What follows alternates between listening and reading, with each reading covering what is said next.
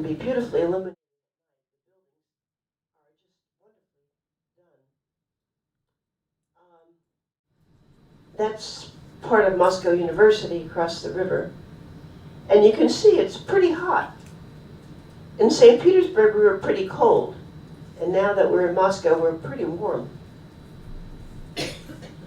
Well, there's Ludmilla on the side, and there's one of the paintings that she was talking about that, unfortunately, we never did see. But the barge haulers on the Volga, so they don't still haul barges on the Volga, but they are still workers on the Volga.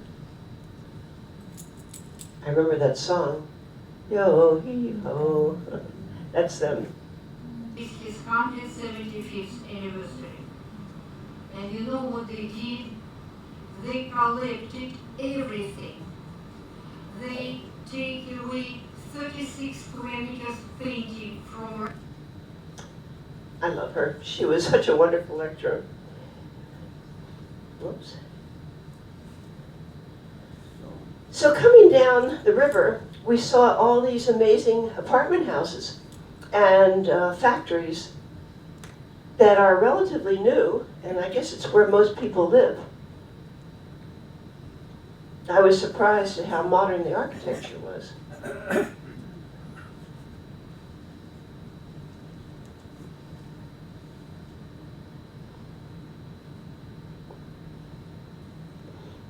That one's all round.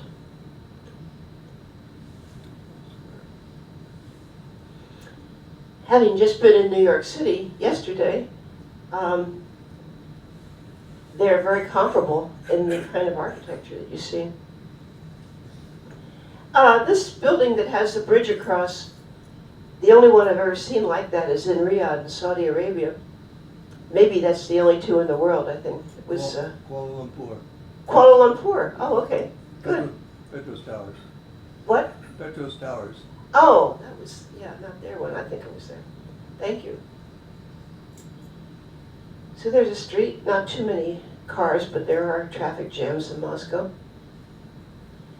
I just thought I'd add a little sour note to the whole thing, because the way I presented Russia up to now has been, I've certainly enjoyed being there. I enjoyed being there. I learned a lot being there.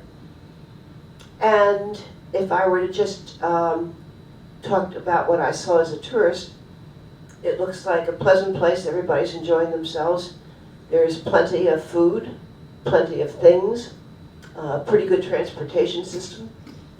People looked happy, whatever that means. So I just thought I'd mention that there were peaceful protests shortly after we were there, July 27th. And over 1,300 people were detained by the police. Although the protests were peaceful, excessive force was used, and the demonstration was because the opposition candidates were not included on the ballot. Yeah, so, yeah. So of course Putin did win. But this is pretty brutal. We saw none of that. This is the modern skyline of Moscow. It doesn't have all the beautiful buildings that we'll see shortly, but it has an amazing modern architecture. To me, amazing.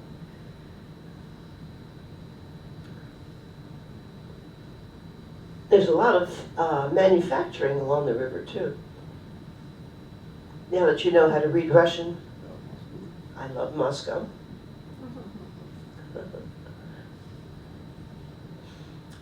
So we saw a lot of onion domes on the cruise. If you remember, the cities we went into had a lot of onion domes.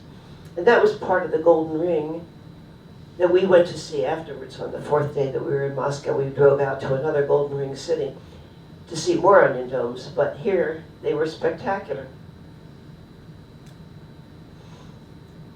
This tower is, I don't know what, that's part of Moscow University, I think. So here's a lot of river traffic. Very nice cruise ships that the one we had.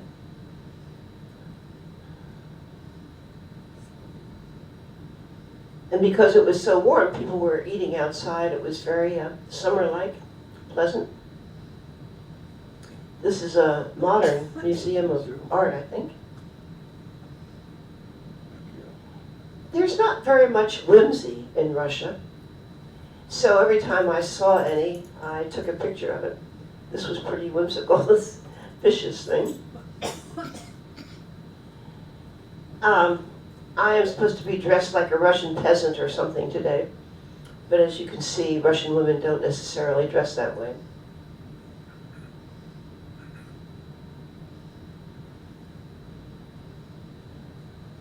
It's a wonderful tower. It's amazing how detailed it is. So they put us up. This is still part of our tour.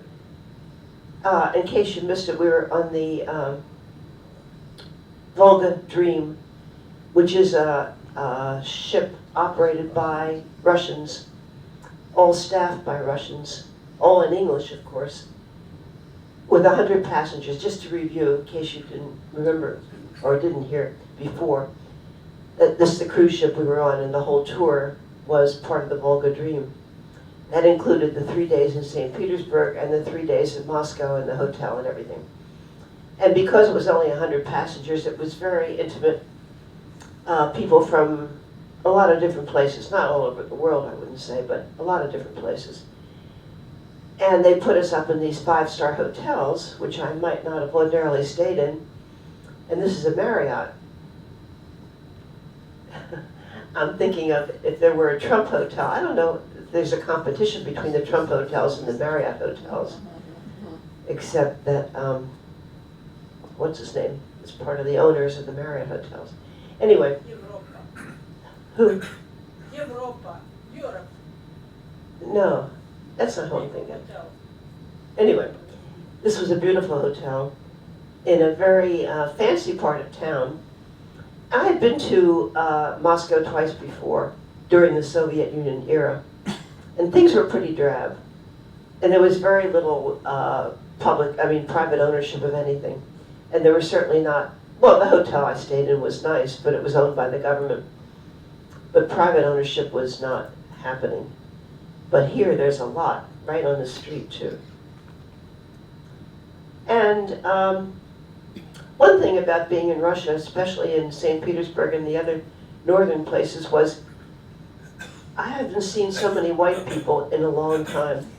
You know, we take for granted in San Diego that people of color are all over the place, and Asians and Hispanics and Indians and all sorts of people.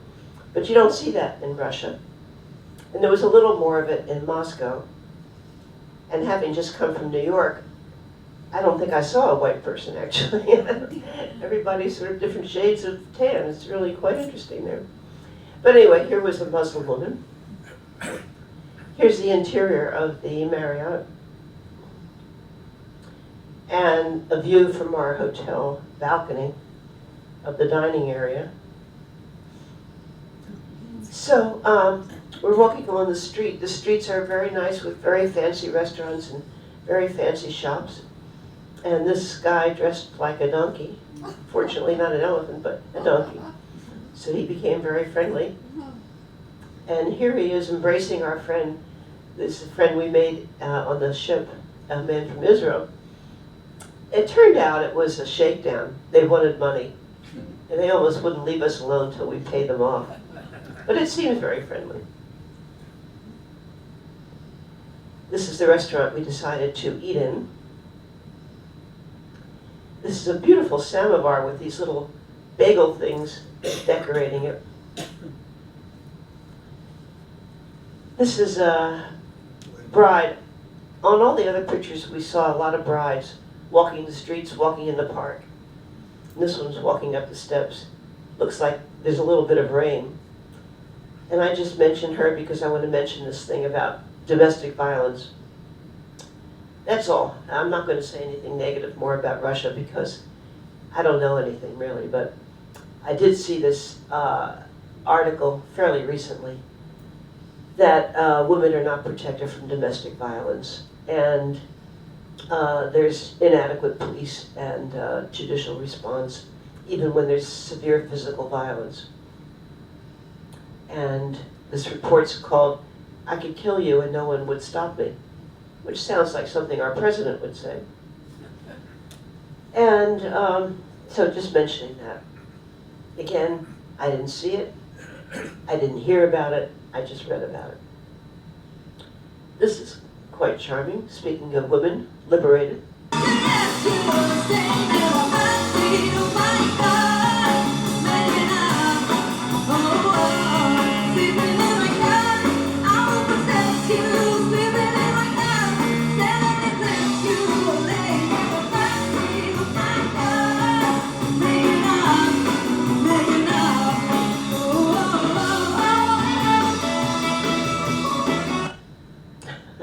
She doesn't look like an oppressed woman, does she? So most of the audience there were tourists. This is a heavily tourist section.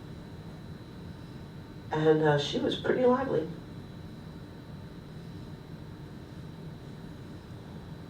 This is restaurants bordering the street that were very nice.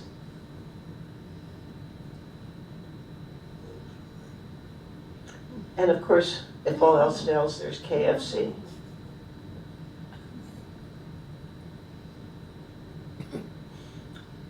Although the architecture, well, I was going to say the architecture in St. Petersburg is more of it in a way better preserved, but that's really not true.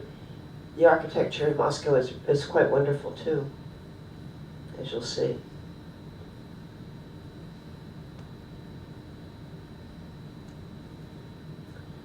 Can't beat that. That is so beautiful.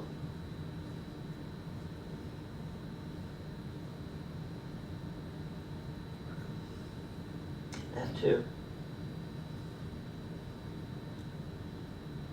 So, my geography is not so good, and even though we had a tour, I wasn't memorizing everything, so I think that is the seat of government here.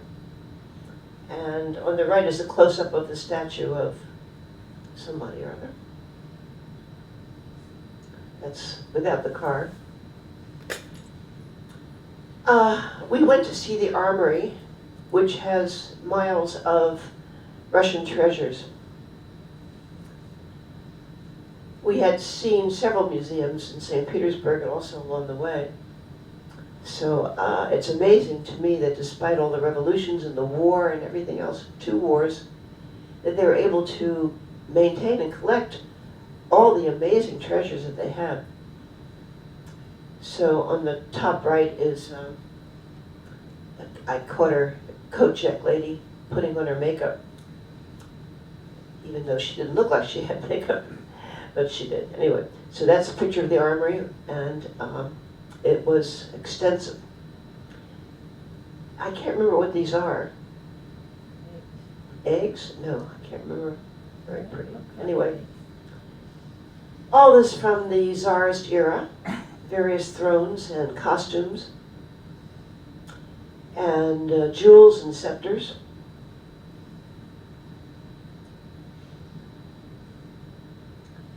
And here's a very important landmark of something or other.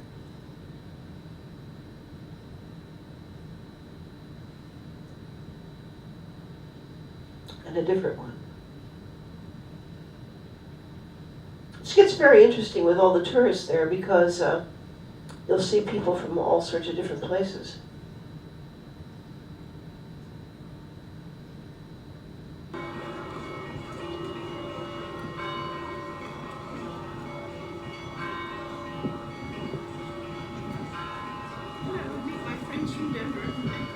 Oh, those are my friends from Denver, yeah.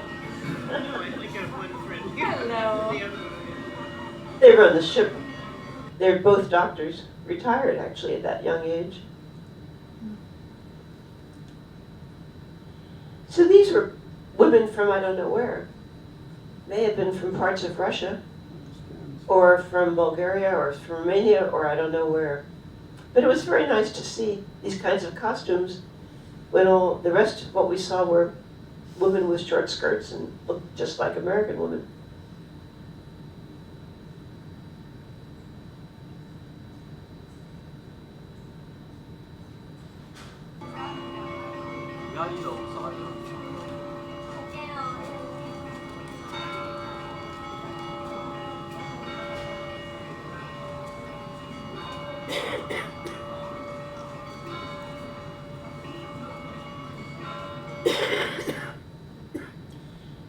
city sites were very crowded, which was a little annoying. True in St. Petersburg too. Especially the Hermitage was very crowded. But then many places weren't, and when we walked along the street it wasn't crowded. You didn't get that feeling of like suffocation or anything.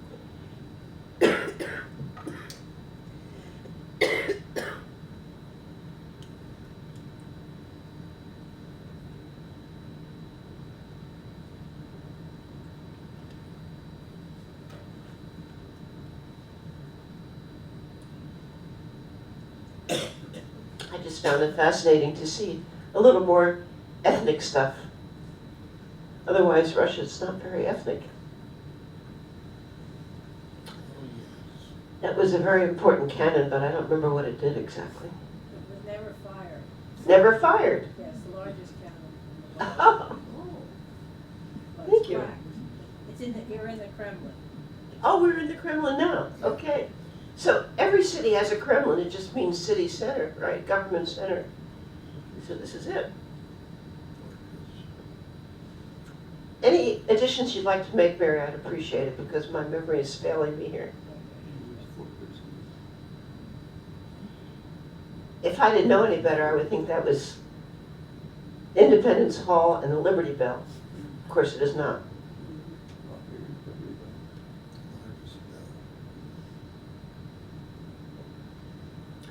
So that's St. Basil's Cathedral.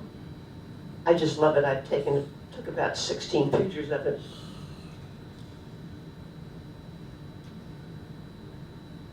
Amazing.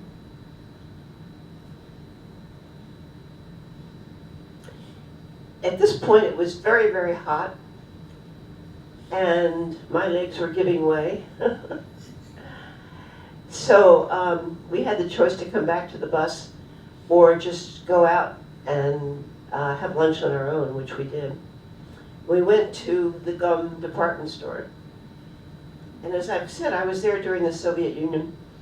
And I think maybe you could buy a pair of men's socks or some kind of drab underwear or something. It was the most boring place you could imagine. And then you had to pay centrally somewhere. And so now, each of these little stores has become privatized. So here's like Van Cleef and Arpels. And that's what it is. So it looks like Russia doesn't own any of the stores, as far as I could tell. There's nowhere you could buy a pair of men's socks, I don't think. It was a lot of fun.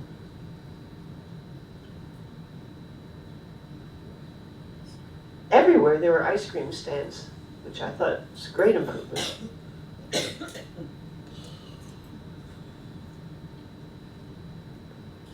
I'm not sure whether these bikes were decorative or what they were doing there on each floor, but there they were. And big sales were happening, you could see. The marvelous building. The arcade is just beautiful. And it's huge. This is where I had my lunch, my crepe with red caviar. Ken was there and he had a different lunch. I forget what that was, but and that's where we ate. So cheerful. I mean, it's amazing to see Russia so cheerful and colorful.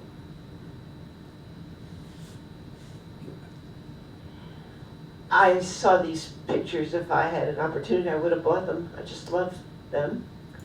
More like Central Asia drawings.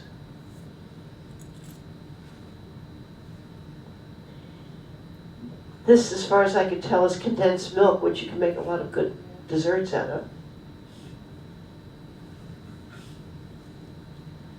Another view of the arcade.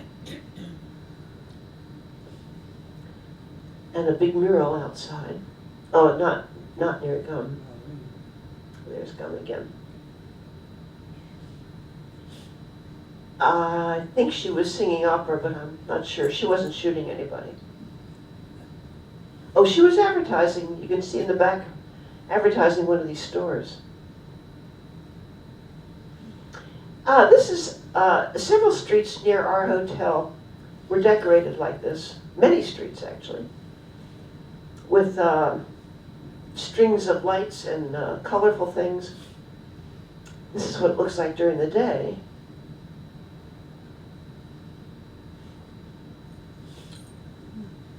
It was a lot of fun, actually. People were in costume.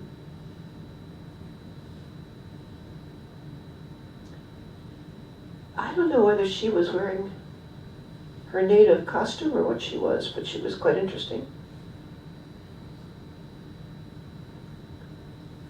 Some of the housing around our hotel. This little, this advertisement for cigarettes, although we didn't see many people smoking. And this little whimsical drawing was on like a telephone pole. I just took a picture of it because it was so unusual to see that.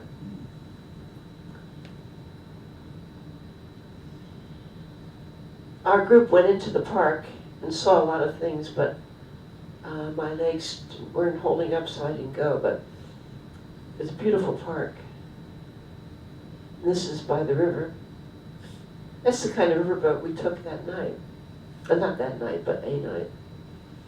Here's some beautiful steeples. That's the Kremlin again, Faye. The Kremlin again. Thanks, Mary.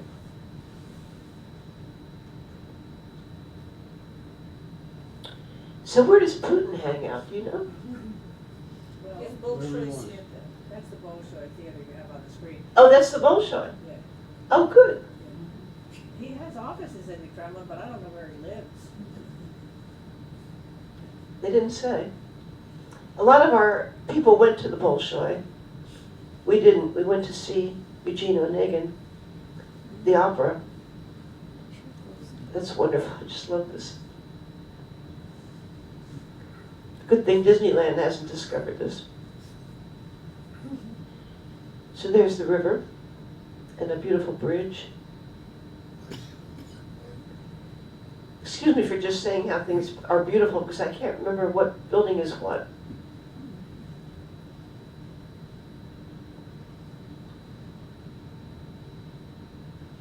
There's another picture of St. Basil's.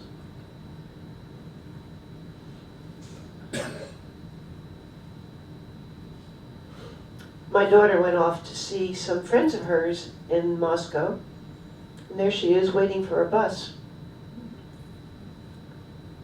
I thought that was amazing, but she got back and she brought some of them back, actually.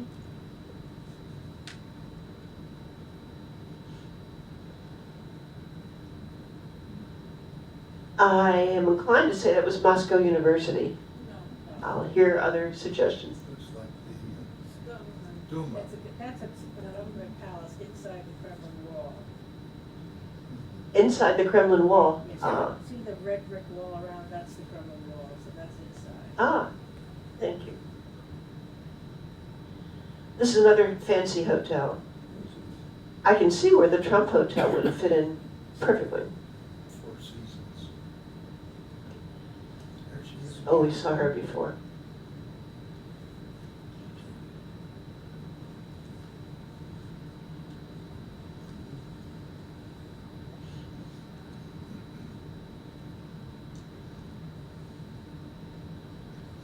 These friendly animals are all over the place. This was the entrance to St. Peter and St. Paul's Cathedral, very holy place, which my slides are disappeared. Absolutely not allowed to take pictures in there, and I did. I guess I've been punished because I can't find them anywhere.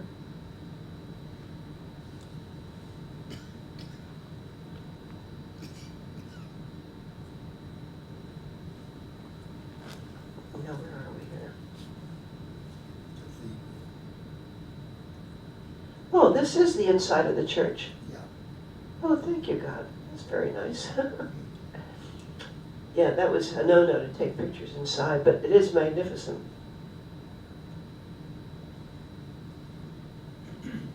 It's the entrance.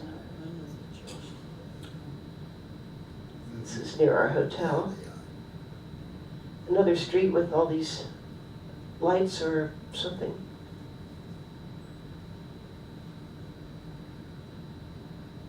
This is not us, but we're going to the theater now to see Eugene Onegin. and we were able to go backstage where they were selling these bottled jarred vegetables. I'm not sure why they were selling them backstage, but there they were. And this is during intermission. You can see what a Russian theater-going audience looks like. If they were Russians, I don't know, they may have been tourists. There's the theater. I can't remember which theater it was, but it was beautiful. Again, this is backstage. All kinds of props seem to be back here. It was very strange. That was back there. And that. This is backstage. That's my daughter, of course. But what all this bamboo is doing backstage, I have no idea. And this chandelier on its head, maybe they had done Phantom of the Opera or something, I don't know.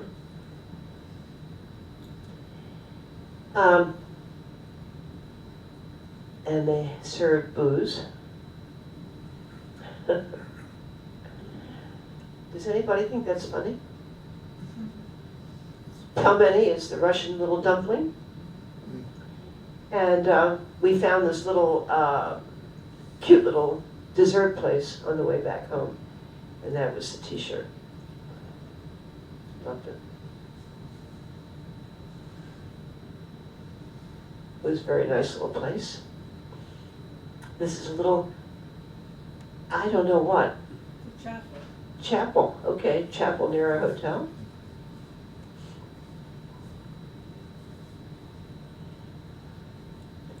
This is a little bit of the way buildings are lit. It was too early for a lot of buildings to be lit up, but they do a beautiful job of doing it. I don't know what that is. Anybody? A modern building. And they had plenty of those. This was on the way back from our boat trip, and we saw a lot of the city lit up. Really beautiful job.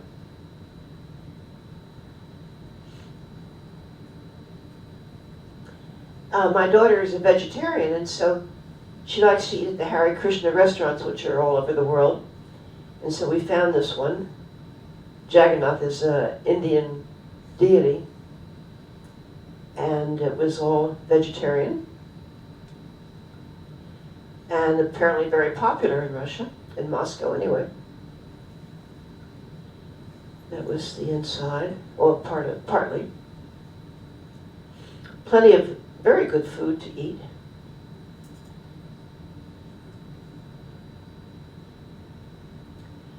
So that was a good experience. That was before the theater.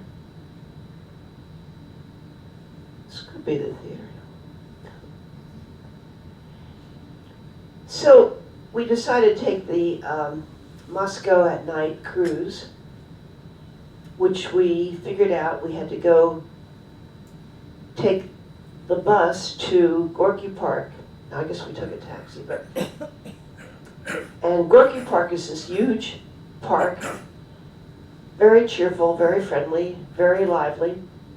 Gorky, of course, was Maxim Gorky, the great Russian author, who I guess talked about the gulags and the secret police. Solzhenitsyn talks about it. Solzhenitsyn talked about the gulags, yeah. But Gorky exposed a lot of things that were going on during the Soviet Union. Yeah. But this park is wonderful. There's the map of it.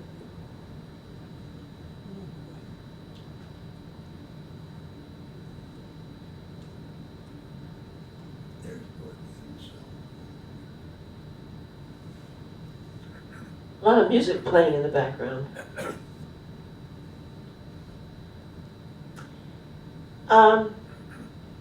I'm sorry to say that from here on, my slides disappeared. So this beautiful trip we had on the river to see all these illuminated buildings, I searched through all my pictures everywhere and I can't find them. But take my word for it, some of these buildings that you saw during the day are beautifully illuminated at night. It was a lovely trip, and I finally had to get a wheelchair because my legs were giving out. So my daughter was wheeling me. We got ourselves on the ship, and we were on the top deck, and all these young women were there, and also there was a young couple sort of getting to know each other across from us. So it was fun to contemplate all that. Anyway, these young women were kept pointing out things and kept helping us out and kept ordering vodka for us. So we had a lot of fun on that cruise. And then coming back, we thought, my God, it'll be almost midnight. We'd have to walk through the park. No problem. The park was well lit. People were there by the droves. I even fell off my wheelchair, and some handsome young man helped me up. And they were just lovely, lovely people. And we had a lot of fun that night. And I don't know what happened to the rest of the things. So we stayed another day to see another one of the cities in the Golden Ring, which meant driving 4 hours out of Moscow. And it was very interesting. So let me show you some of that, or as much as you can tolerate, because it was a long trip. So on the way, we came across a Lada factory. And as I mentioned in my Cuba presentation, there were a few Ladas left in Cuba that were 60 years old, because when the Russians and the Czechs lived in Cuba for a while after the revolution, they came with their Ladas. So it was interesting to see them. But I had never really seen a Lada factory. I didn't really know that they were still made. What is Lada? It's a little car. Okay. I didn't see any on the road. Mostly Japanese cars I saw. So I can't remember why we had a guide there, and she wanted to stop, or we wanted to stop or something, in a supermarket that was quite a ways, maybe 40 miles outside of Moscow, so it wasn't in a big city. And we were very curious what supermarkets looked like because we hadn't been in one. And this was completely stocked with everything imaginable.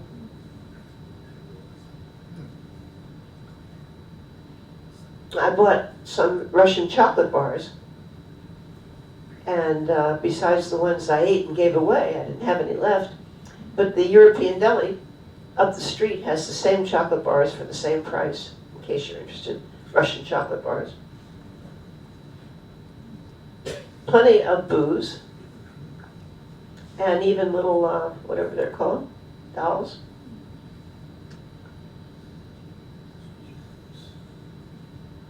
People are eating well.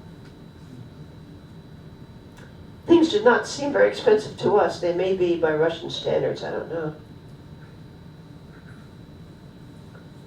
Ready-made stuff.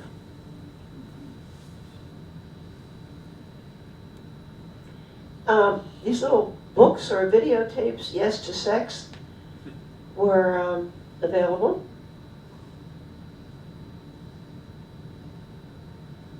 Lots of vodka.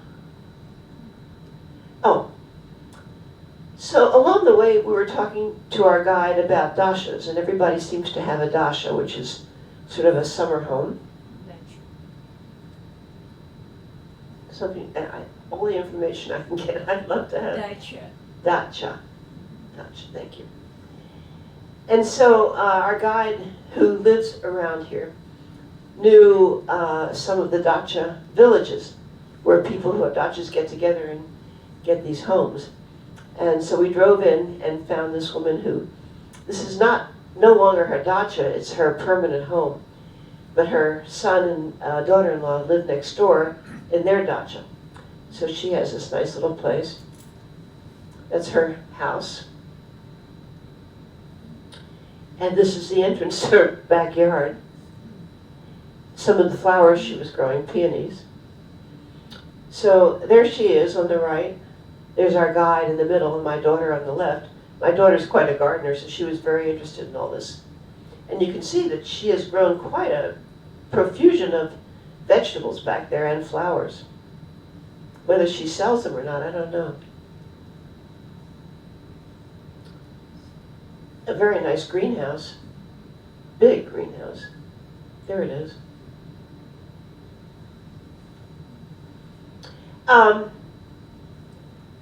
When I was in Siberia a long time ago, I found these houses with this kind of decoration, which fascinated me, these wooden houses. And I've seen a few since in different places, but there were a lot of them out here. Not a lot, but every so often, every 10 miles, you'd see one. And this is what they looked like. I thought they were just absolutely beautiful. And I assume original, I don't know. So this is one of the little cities. Churches. We did go into some of the little cities and see what they look like. And there's a profusion of onion domes. Another one of my little houses. Just love them. Hey, do you remember the name of the town you went to? Because that looked like Abramtsevo. No, I don't remember.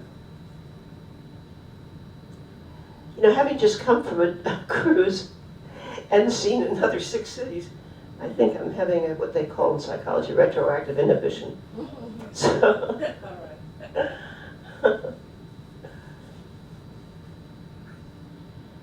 and I even forgot how to read Cyrillic, so I'm not even sure what that says. Help? Grocery. Продукты. What is that? Produce. Produce.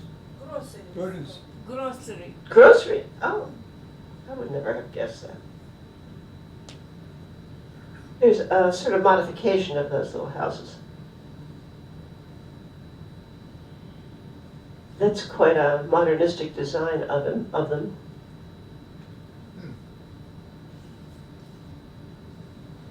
So this is what we were driving 4 hours to get to. This reconstructed, no, original, but moved wooden village.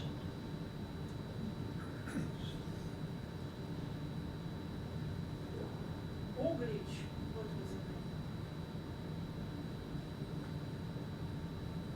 it? This, the village of Badrino, right? Petrina.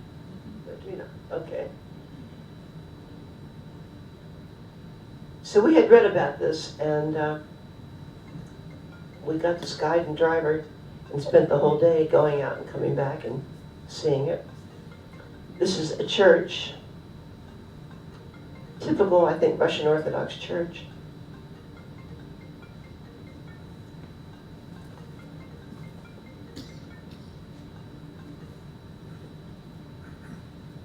There's the outside, a wooden church, beautifully preserved.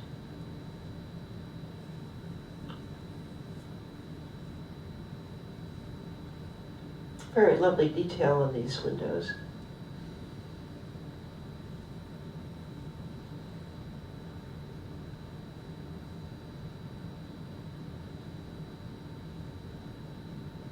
They had cattle in here. So this is some of the bedrooms.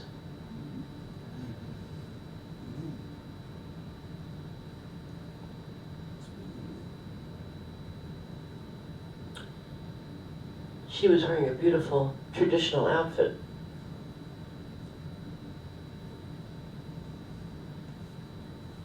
And I wasn't.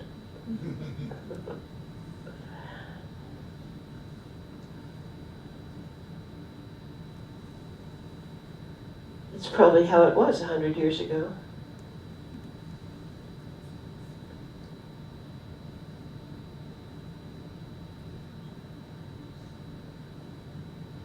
Another beautiful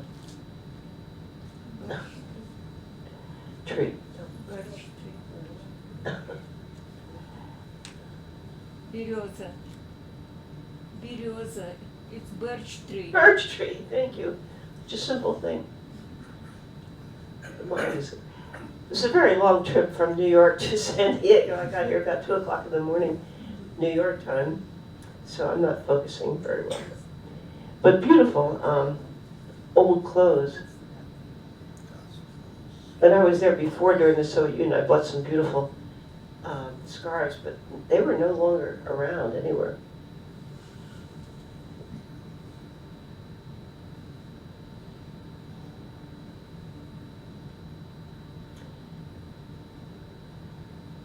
Very well maintained, these old churches.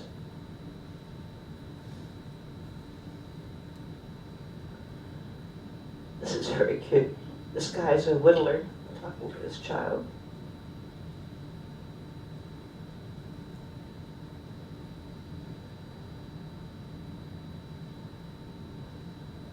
When you see the onion dome, are they always churches? No, I think not. I think they could be other buildings. Onion domes, are they always churches? No. No. Rena says no. No, I Yes, don't think most so of the either. time. A lot of people selling things here. That's a church. We had lunch in this very nice restaurant. There's borscht, sour cream, and a little something or other, muffin. And there was a little art gallery in this restaurant. I love this portrait. She was our waitress, isn't she cute? How were the bathrooms throughout your trips in Russia? Bathrooms were fine. Unlike China or Japan where there was holes in the floor. Or sometimes in North Korea, yeah. Bathrooms were good. Borscht was very good. He had very interesting things in this art gallery. And then these things for sale. Pastries in the background that are very pretty. This is our menu. The English one.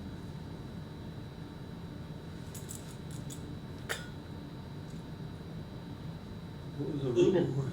Even old armor. An old record player.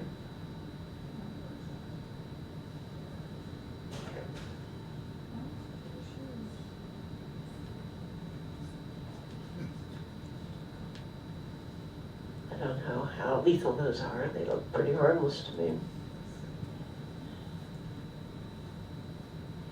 And you could get a carriage ride. Or a real carriage ride. Lots of things to buy. And more of these houses that I like so much. I had to catch them on the run because we were in the car. That one I would say was decorated for tourists, but still shows how decorative the details are. So by this time we're coming into Moscow.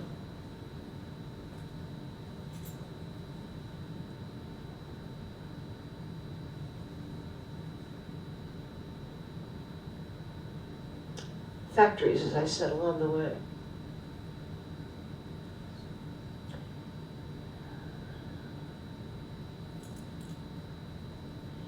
This is our hotel, atrium. This is our sort of last breakfast with our fellow passengers.